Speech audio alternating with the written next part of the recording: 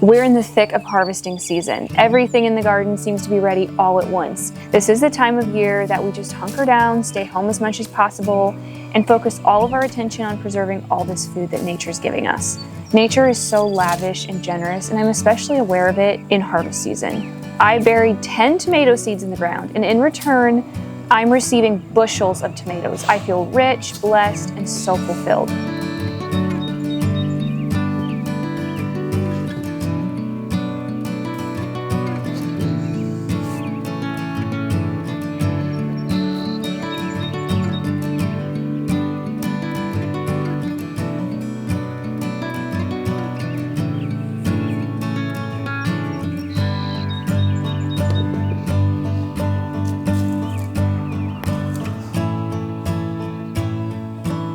I am drowning in garden produce right now. My tomatoes are at their peak, so I'm getting bushels of tomatoes. Thankfully, I can just pop them in the freezer and not have to do all kinds of like small canning days throughout the tomato season. Rather, I can just do a few really big ones. My all-time favorite way of preserving food is to be able to cure it and put it into a cold room. I enjoy a little bit of canning here and there. I find joy in the process to some degree, but it's also, it can get really overwhelming for me because I don't love being in the kitchen.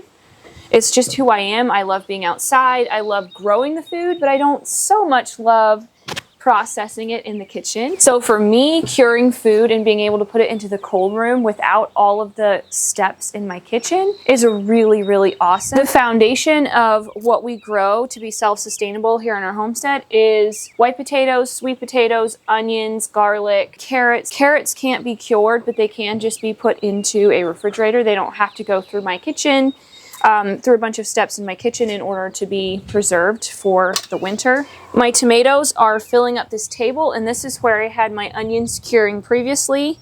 We've got a bunch of food right now that's curing. We have white potatoes in our cold room that are curing, and up here, and up here we have a whole bunch of onions that are in the middle of curing, plus we have onions that need to come in to start the curing process. So I'm just going to take you guys with me and show you the process of curing the onions today. I'm not actually going to have time to can up these tomatoes today, but I might do that in some later videos. If you guys are interested in tomato recipes and watching me can tomatoes, I have a video from last year that's really awesome on tomato canning that I'll link in the description box of this video. So random because last week it was like a sauna outside, humid and hot, and now this week it's actually chilly. Today it's windy and in the 50s. So cold.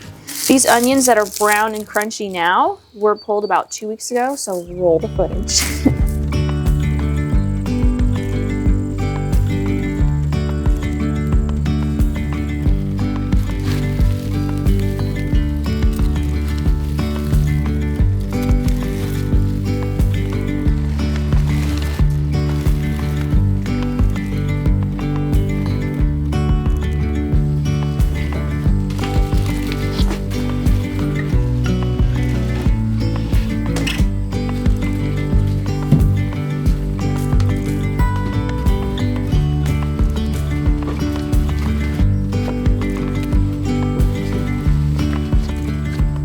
These tops have dried out and are completely brown and crispy, so I'm just going to cut them off and leave a little stub. You don't want to cut it all the way down by the onion. You want a nice little stub on there.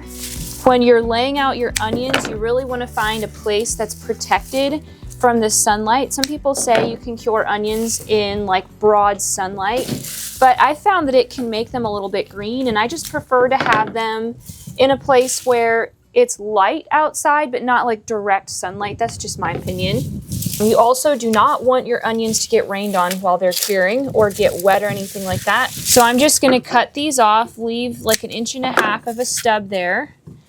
And then I'm going to let these sit out here and cure for another 2 weeks. So I do 4 weeks in all. This just really helps this to completely dry out and crimp off kind of. So you can see there's still a little bit of moisture deep down in there. The next 2 weeks is going to allow this to completely dry out. This is the secret to your onions lasting for forever. Last year, our onions stored for 9 months, a solid 9 months without sprouting, which is really awesome. I like to clean these up a little bit, but to be clear, I don't pull any paper off. I just like kind of clean them up a little bit. Like if there's one that's kind of hanging off, you definitely want a whole bunch of this papery stuff on there to help them last through the winter. I'm also gonna set aside some of these little ones. These are the ones that I started from seed, and I still need a little bit of practice on those. These are the ones then that I got from Berlin Seed, the Patterson. These are really awesome. These will store forever. These little ones I'm gonna be using in all of my tomato sauces like marinara, barbecue, salsa, things like that.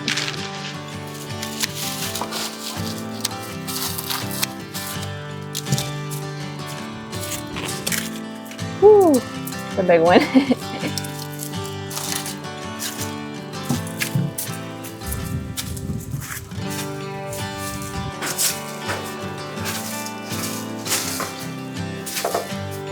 Here's a sneak peek of what our porch is gonna look like by the end of this video, and you get to see it now because I wanna tell you about the sponsor of this video, Element. Element is an electrolyte drink mix that tastes good without using any junk ingredients, no sugar, no coloring, no artificial ingredients, no fillers. It's so good, it's used by Olympic athletes, NBA, NFL, NHL players, Navy SEALs, and professional homesteaders like us. We're a very active family, from working here on the homestead to hiking, running, working out, and all of our other adventures. So having a clean electrolyte drink like this is really important to us. Muscle cramps can be very much a thing with the running and other stuff I do, and taking in electrolytes can really help with that, along with headaches, sleeplessness, fatigue. My favorite flavor is grapefruit.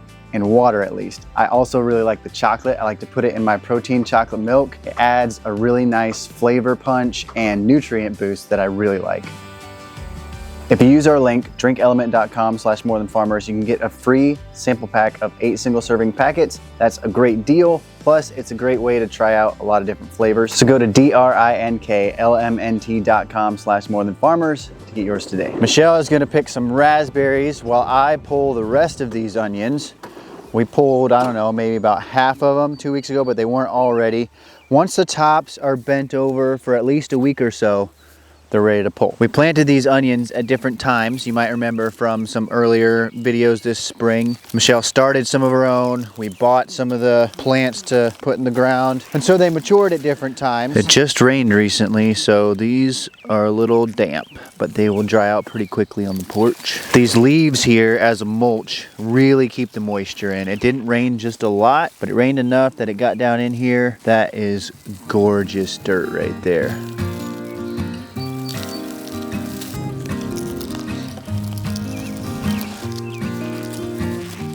These raspberries are still going strong, and they'll keep going strong until the weather gets really cold. They have actually slowed down a little bit just since the nights are a little bit cooler. We've got this random cool snap happening, but they're still going strong. Harvest and preserving season can get pretty crazy and even overwhelming if you're not ready for it, but it's also a lot of fun and very rewarding. We do our best to stay home and focus on the homestead over this time. If we go away for a weekend, we come home to a garden full of overripe produce, and it's pretty easy to lose our sanity. So my #1 strategy for coping in preserving season is just this: stay at home.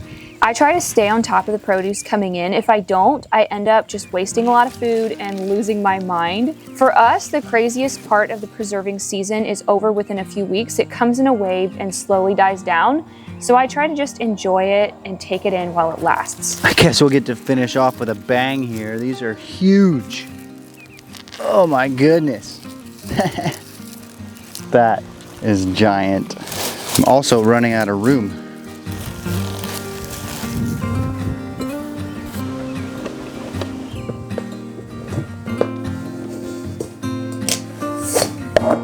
Had a bit of a smaller picking today. I don't have time to make these into anything, so I'm just gonna pour these into a Ziploc bag for smoothies. I've been experimenting with all sorts of raspberry things this season because we don't need as much jam as last year, since I already have a bunch in the freezer left over from last year. With all these raspberries, I've been making a lot of things, experimenting. This is my latest thing. It's raspberry kvass. It's just like a pinch of salt, and then raspberry pulp that's left over from all of this raspberry lemonade concentrate, and then some honey and water, and you just let it ferment on your counter for a few days, and it's supposed to get fizzy, full of really beneficial bacteria. I'm super excited about it. I've been canning up a bunch of this raspberry lemonade concentrate because it's so good. And I also think it would be just such a fun Christmas present to give away with like a bottle of sparkling water. So I've been doing a bunch of this. I've been using the Superb lids and I'm loving them. They just have like this really firm seal. We have a discount code for you guys for Superb lids if you want to take advantage of that. It's for our community, the More Than Farmers community exclusively, and it's 20% off of their lids. I think this is possibly the biggest onion I've ever grown. It's like as big as my head. Oh, I'm all out cold. Get to work.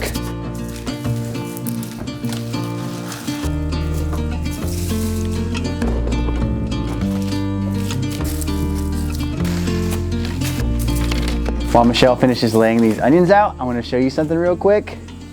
My office. It's not actually done yet, but the outside is basically done. I'm still gonna put like a little landing porch thing down there, but I got the siding done, the windows are in. It's looking really good on the outside. Right now I'm working on insulating the roof, and as soon as that's done, I can start working on the electrical in here, and then I can insulate in here, and then drywall and trim and floor, and then it's done. Not that much left to go, right? It'll be months yet. We are really excited to be harvesting something new this year. Kind of new. We have grown this before, but we haven't in the last couple years just because we didn't have enough space. But now we took the hoop house away that was over here and we grew dried beans. These things are ready to pull up. We're starting right here with the black turtle beans. These look amazing. These are completely dried out. We could probably shell these right away, but not all the beans are ready to shell. So we're just gonna pull these off, lay them out to dry, and we'll shell them later. We're having to be really careful how we walk through here because if you stomp on these pods, the beans come out. So we're trying to be really gentle with these. During peak preserving season, I try to simplify things as much as possible. I've learned the hard way that stress and overwhelm are really hard on my health, so I have to be very intentional about this. If preserving season overwhelms you like it does me sometimes, I would encourage you to do everything possible to simplify it so that you don't end up quitting altogether. Growing and preserving food, in my opinion, is very important and it's worth protecting. We're growing 3 different varieties of dried beans this year. The first one we're pulling is the black turtle beans. Those are so beautiful. Look at that. And then we've also got red kidney, which are another one of my favorites. And then we've also got tiger's eye, which I'm super excited about just because they're so cool looking. Ah, I'm losing them all. It's like yellow with red stripes. So pretty. We're definitely gonna keep these separate, which is a little bit tricky, but I'm pretty sure I planted them mostly in the same rows with the same kind. Last ones. All right, so these will go on the porch, so we have the empty wheelbarrow for the next one.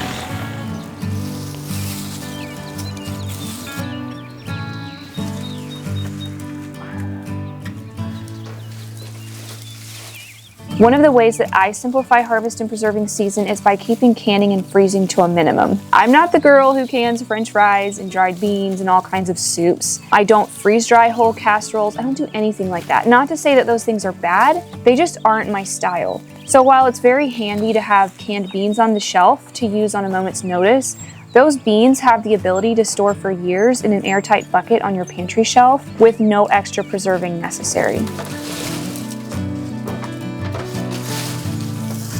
I kind of convinced Michelle that we should do these this year. It's been a few years since we've done it, but I just wanted kind of an extra layer of food security, I guess. This is just another one of those things that's really easy to store. It'll store for years and years if they're good and dry before you put them in storage. And you don't have to do any processing with them, no canning, no freezing, nothing like that. The other cool thing about growing beans is that they're also a very easy crop to grow. We planted them. They come up, they need some weeding, but then they don't have a lot of like pest pressure and disease issues and stuff like that. So if you want to have like a staple food crop, this is a really easy one to do.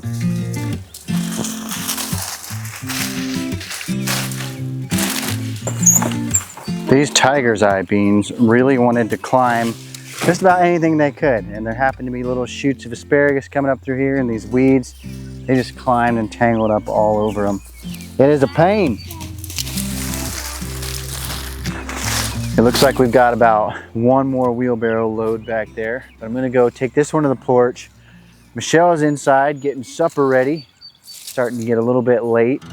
We're hoping to get this done before supper and then eat supper, come back out and start stripping the beans off the plants. Hoping to at least get started. I don't know if we'll get done tonight or not. This looks like some big mounds of beans, but obviously it's gonna get a lot smaller once we pull the pods off and take the stems away.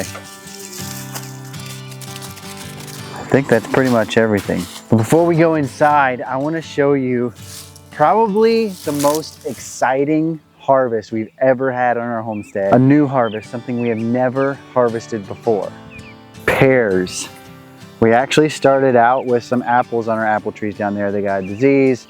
They like shriveled up, went away. We didn't get any apples at all. Most of these pears here are not ready, but we just figured out a couple days ago that a few of them are. I think this one right here is.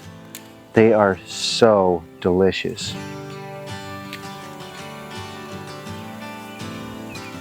There's a few like bug spots and stuff like that on them you gotta eat around, but so good. And the satisfaction of having grown it ourselves. There's a decent amount of them on here, but there's not just a ton. And plus, we're just kind of coming by and picking them whenever we feel like there's one ripe here or there. So we're not gonna end up with just this giant harvest that we can do something with or whatever. We have another pear tree right over there that doesn't have any pears on it. Maybe next year, if we do a little better taking care of them, put some nutritional sprays on them and stuff, maybe we'll get some more out of it. And hopefully something out of our apple trees next year too.